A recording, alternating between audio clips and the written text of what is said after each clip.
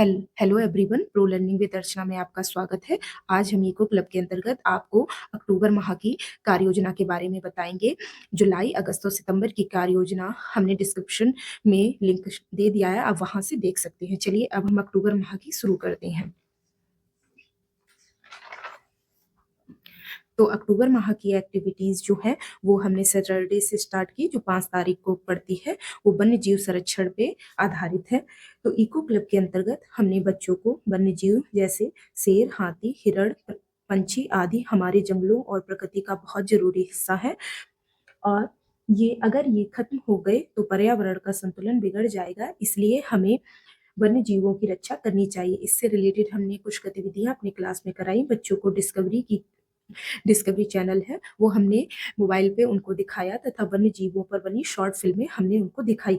वन्य जीव बचाओ हमने शपथ दिलवाई तथा तीसरा जानवरों के बारे में हमने क्विज भी करवाई।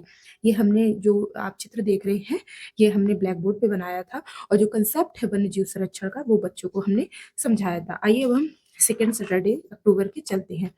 जो सेकेंड सैटरडे था 12 तारीख को पड़ रहा था। उस दिन दशहरा अवकाश के कारण विद्यालय में अवकाश होने के कारण इको क्लब का संचालन नहीं हुआ था। तो हमने जो 19 तारीख को सैटरडे पड़ रहा था उस दिन हमने औषधि पौधे और बिजली बचत पे बात की।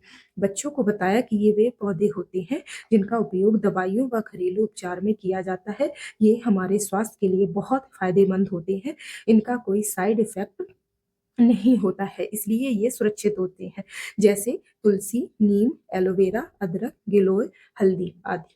बिजली की बचत करना बहुत जरूरी है, क्योंकि इससे पैसा, ऊर्जा व पर्यावरण सभी बचते हैं। तरीके: अनावश्यक लाइट व पंखे बंद रखें, प्राकृतिक रोशनी का उपयोग करें। इस तरीके से हमने बच्चों को औषधि पेड़, पौधे और बिजली बचत के बारे में बताया। और जो भी हमारे गार्डन में एलोवेरा और तुलसी लगे थे वो हमने बच्चों को दिखाए कि ये हमारे किस तरीके से काम आ सकते हैं। अब जैव संरक्षण के बारे में हमने 26 तारीख को बात की। आज दिनांक 26/10/2024 को हमारे विद्यालय में इको क्लब के अंतर्गत जैव संरक्षण की जानकारी दी गई।